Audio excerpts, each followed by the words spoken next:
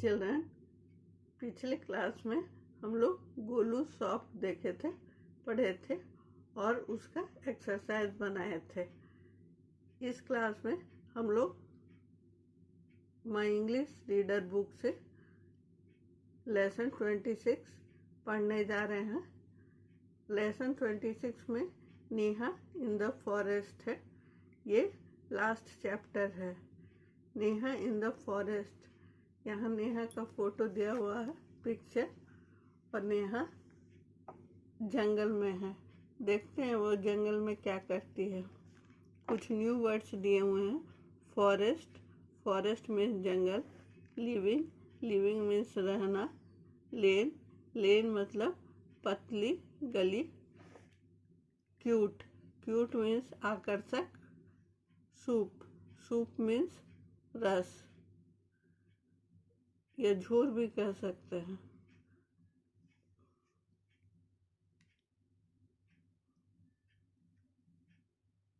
There was a big forest. एक बहुत बड़ा सा फॉरेस्ट था। Many animals were living there. वहाँ बहुत सारे जानवर रहते थे। The house of Teddy Bear was very nice. Teddy bear का घर सबसे सुंदर था। There was a big house near the forest.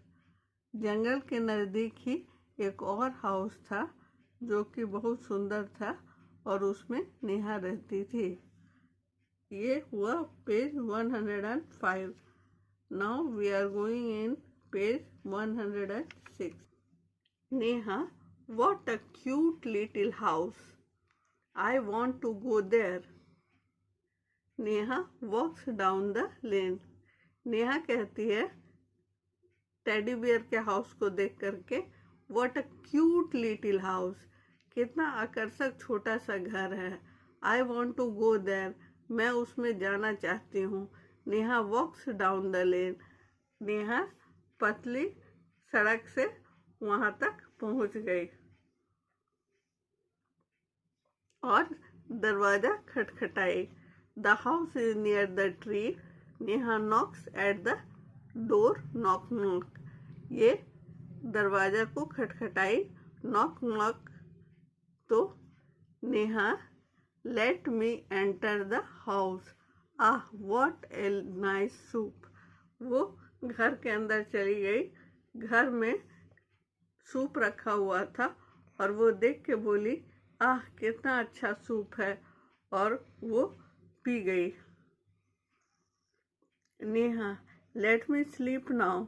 उसके बाद नेहा बोल रही है, मुझे नींद आ रहा है, मुझे सोने दो। She sleeps on the small bed. एक छोटा सा बेड था, उसी पर वह सो गई।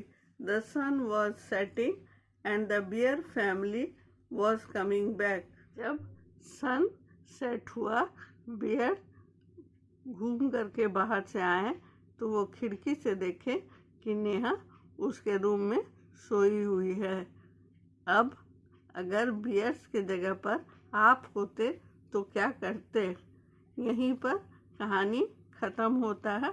अब हम लोग इसके एक्सरसाइज क्वेश्चन आंसर को बनाएंगे। Answer the following questions. A, where were the animals living. हम लोग को इसका उत्तर देना है, जानवर कहाँ रहते थे। The animals were living in the forest. Who was living in the big house.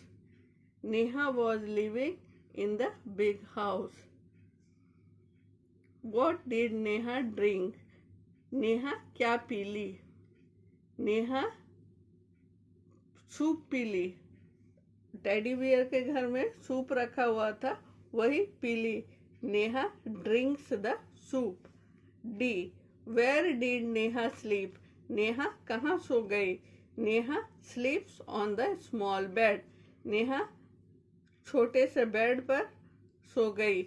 Guess whose house was it. अनुमान लगाइए कि वो किसका घर था। It was teddy bear's house. वो घर टेडी बियर का था। हम लोग कैसे अनुमान लगाए थे, पिक्चर में देख रहे थे कि जब टेडी बियर सनसेट होने लगा और वापस लौटे तो खिड़की से देख रहे थे और नेहा सो रही थी। इसीलिए हम लोग गैस करते हैं कि वो हाउस टेडी बियर का था। अब हम लोग सेकंड एक्सरसाइज देखते हैं। Read the sentences carefully and put A right on the correct word. Sentence को ध्यान से पढ़ना है और जो करेक्ट है वहाँ करेक्ट लिखना है, and cross on the wrong one, और जो गलत है वहाँ रॉन्ग का चिन्ह लगाना है। अब हम लोग सेंटेंस ए देखते हैं। देयर वॉज ए बिग और स्मॉल फॉरेस्ट। तो हम लोग चैप्टर में देखे कि there was a big forest, तो बिग में राइट का चिन्ह लगा देंगे और स्मॉल में रॉन्ग का चिन्ह लगा देंगे। बी, नेहा वॉक्स डाउन और up the lane. Neha walks down the lane हम लोग लेसन में देखे थे, तो यहाँ डाउन ही होगा, डाउन में करेक्ट करेंगे और अप में रॉन्ग करेंगे, क्रॉस करेंगे। सी, द हाउस इज फार और नियर द ट्री। जो घर था वो ट्री के दूर था या नज़दीक था। द हाउस इज नियर, यहाँ फार नहीं होगा इसलिए इसमें क्रॉस कर दिए, नियर होगा इसलिए टिक कर दिए। The tree. नेहा ड्रिंक्स और throws the soup. Neha soup पी ली या फेंक दी।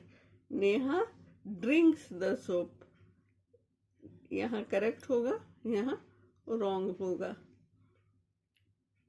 वो फेंकी नहीं थी सूप को, वो पी गई थी। सी स्लीप्स और sits on the small bed. Neha सो गई या बैठी थी स्मॉल बेड पर। वे सो गई या बैठी थी स्मॉल बेड पर। हम लोग देखे कि वो टेडी बियर के हाउस में जा कर के एक छोटा बेड लगा हुआ था, उस पर सो गई थी। सी स्लीप्स, और सीट्स में क्रॉस लगा देंगे ऑन द स्मॉल बेड। इस तरह से ये बनाया जाता है। आप लोग पेज 107 बनाकर भेजिएगा। Thank you.